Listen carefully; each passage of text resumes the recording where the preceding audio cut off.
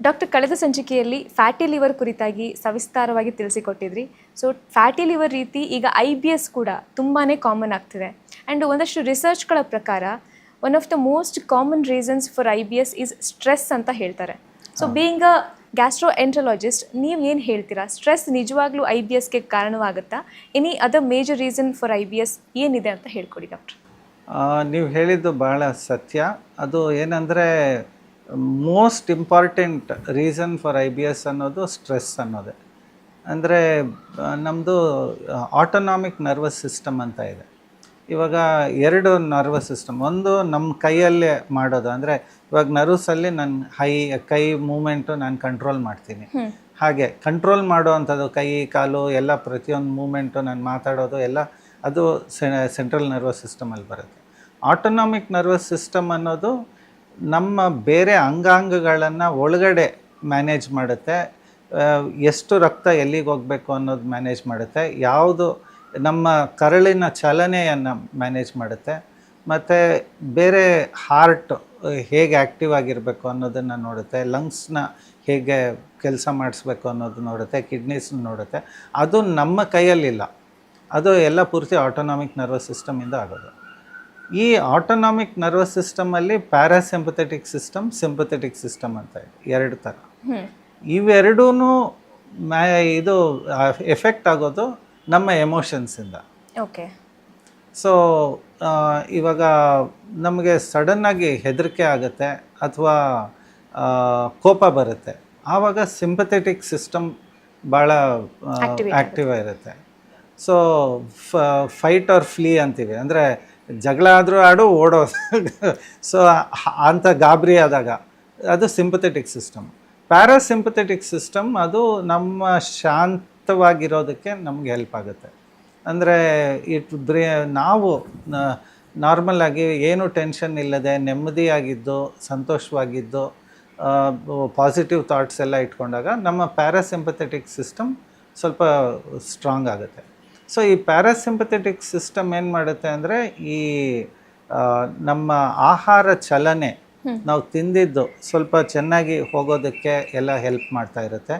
ಜೀರ್ಣ ಶಕ್ತಿ ಜಾಸ್ತಿ ಆಗೋ ಥರ ಮಾಡುತ್ತೆ. ಇದು ಸಿಂಪಥೆಟಿಕ್ ಸಿಸ್ಟಮ್ ಏನಾಗುತ್ತೆ, ದ ನರ್ವ್ಸ್ ಆಫ್ ರಿಟೆನ್ಷನ್ ಅಂತ. ಅಂದರೆ ನಾವು ತಿಂದಿದ್ದು ಅಲ್ಲಲ್ಲೇ ಸೇರ್ಕೊಂಡು ಬಿಡುತ್ತೆ, ಸರಿಯಾಗಿ ಮೂವ್ ಮಾಡೋಕ್ಕೆ ಬಿಡೋದಿಲ್ಲ. ಒಂದೊಂದು ಆರ್ಗನ್ನಲ್ಲಿ ಒಂದೊಂದು ಥರ, ಅಂದರೆ ನಾನು ಹೇಳ್ತಾ ಇರೋ ಡೈಜೆಸ್ಟಿವ್ ಸಿಸ್ಟಮಲ್ಲಿ. ಇವಾಗ ಹಾರ್ಟಿಗೆ ಬಂದರೆ ಹಾರ್ಟ್ ರೇಟ್ಸ್ ಭಾಳ ಬೇಗ ಆಗೋ ಥರ ಮಾಡುತ್ತೆ. ಈ ಲಂಗ್ಸ್ ಬೇಗ ಉಸಿರಾಡೋ ಥರ ಮಾಡುತ್ತೆ. ಹಾಗೆ ಸಿಂಪಥೆಟಿಕ್ ಸಿಸ್ಟಮ್ ಸ್ವಲ್ಪ. ಸೊ ನಾವು ಈ ಸಿಂಪಥೆಟಿಕ್ಕು ಬ್ಯಾಲೆನ್ಸಲ್ಲಿರಬೇಕು. ಪ್ಯಾರಾಸಿಂಪಥೆಟಿಕ್ ಜಾಸ್ತಿ ಆದಷ್ಟು ನಮಗೆ ಡೈಜೆಸ್ಟಿವ್ ಸಿಸ್ಟಮ್ ಭಾಳ ಒಳ್ಳೆಯದು.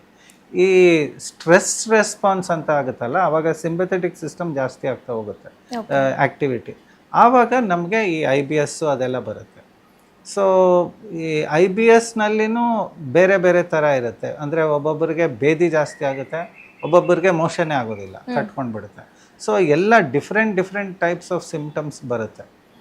ಸೊ ಈ ಪ್ರತಿಯೊಂದಕ್ಕೂ ಇವಾಗ ಈ ಸೈಕೋಸೊಮ್ಯಾಟಿಕ್ ಡಿಸೀಸ್ ಅಂತ, ಅದು ನಮಗೆ ಇವಾಗ ಸ್ಟ್ರೆಸ್ ಆಗ್ತಾ ಇರುತ್ತೆ. ಸ್ಟ್ರೆಸ್ ಅಂದರೆ ಬರೀ ಟೆನ್ಷನ್ ಅಂತ ಅಲ್ಲ, ಈವನ್ ಬೇಜಾರು ಮಾಡಿಕೊಂಡು ನೆಗೆಟಿವ್ ಥಾಟ್ಸ್ ಬಂದು ನಾವು ಕುಗ್ಗಿದಾಗ, ಅಂದರೆ ಒಂದಿನ ಎರಡು ದಿನ ಅಲ್ಲ ನಾನು ಹೇಳೋದು, ಒಂದು ತಿಂಗಳಾನ್ಗಟ್ಲೆ ವರ್ಷಾನ್ಗಟ್ಲೆ ನಮಗೆ ಮನಸ್ಸು ಶಾಂತವಾಗಿಲ್ಲ ಅಂದರೆ ಆವಾಗ ಈ ಕಾಯಿಲೆಗಳೆಲ್ಲ ಬರೋಕ್ಕೆ ಶುರುವಾಗುತ್ತೆ.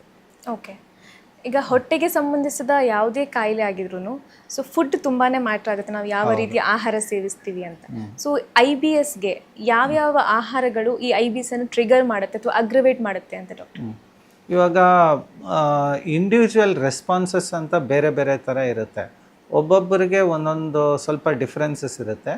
ಆದರೆ ಹೆಚ್ಚಾಗಿ IBS ಅವರಿಗೆ ಈ ಗ್ಲೂಟೆನ್ ಫ್ರೀ ಇರಬೇಕು. ಅಂದರೆ ಗೋಧಿ ಇರಬಾರ್ದು, ಚಪಾತಿ ಇರಬಾರ್ದು, ರವೆ ಅಂದರೆ ಉಪ್ಪಿಟ್ಟು ಆಗೋದಿಲ್ಲ, ಮೈದಾ ಆಗೋದಿಲ್ಲ, ಬೇಕ್ರಿ ಐಟಮ್ಸ್ ಆಗೋದಿಲ್ಲ.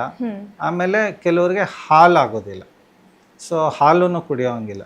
ಕೆಫೆನಿಂದ ಕೂಡ ಟ್ರಿಗರ್ ಆಗುತ್ತೆ ಅಂತ ಕೆಲವರು ಹೇಳ್ತಾರೆ, ಕಾಫಿ ಟೀ. ಹೌದೌದು. ಸೊ ಹಾಲಿರೋ ಪದಾರ್ಥಗಳೆಲ್ಲ ಕಮ್ಮಿ ಮಾಡಬೇಕಾಗುತ್ತೆ. ಸೊ ಹಾಲು ಗೋಧಿ ಭಾಳ ಮ್ಯಾಕ್ಸಿಮಮ್. ಅದು ಬಿಟ್ಟರೆ ಇಂಡಿವಿಜುವಲ್ ಆಗಿ ನೋಡಬೇಕು ನಾವು. ಇವಾಗ ಅವ್ರಿಗೆ ಒಂದು ಫುಡ್ ಡೈರಿ ಅಂತ ಹೇಳ್ತೀವಿ.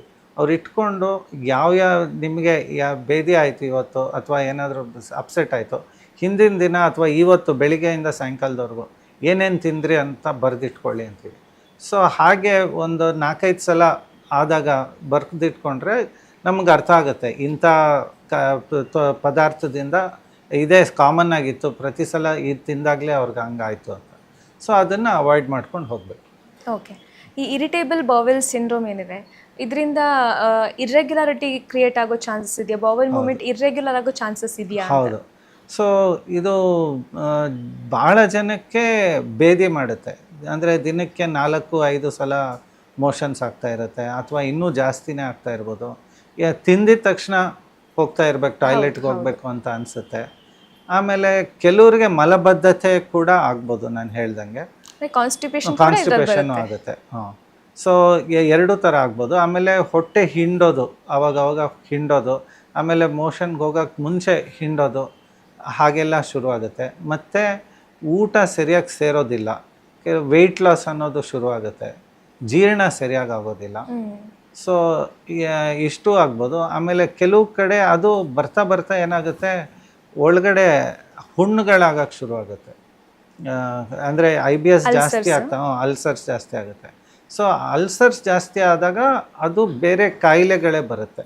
ಸೊ ಅದು IBS ಅನ್ನೋದು IBD ಅಂತೀವಿ, ಅಂದರೆ ಇರಿಟಬಲ್ ಬೌಲ್ ಡಿಸೀಸ್ ಅಂತ.